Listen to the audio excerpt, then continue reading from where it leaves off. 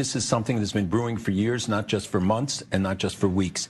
And it was inevitable at some point that it had a crack. And now we'll see what Qatar's decision is going to be. Do they become part of the moderate, quote, moderate coalition?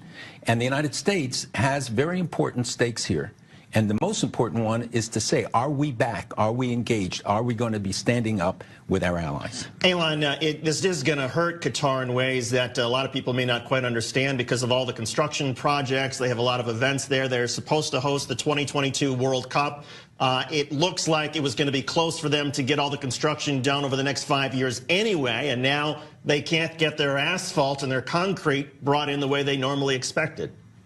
Absolutely. Qatar is a tiny state. It's only about 2.5 million people, surrounded by much larger neighbors. It gets about 80% of its food from its Gulf neighbors. Just to put in perspective what a crisis this is for Qatar, that Saudi Arabia and the UAE have cut off land routes and closed their airspace to Qatari airlines. Qatar is now going to have to divert all of its food, all the construction materials by air or by sea, but going around those countries because the air traffic is blocked towards them. So it's certainly very difficult to see how Qatar can move ahead and keep its economy afloat when its neighboring countries are all but declaring a semi-blockade on it. And because this is, as Elon pointed out, such a severe crisis for Qatar because it's so reliant, do you think that that can actually push Qatar to being on the right side of the fight and joining the coalition? Is that enough?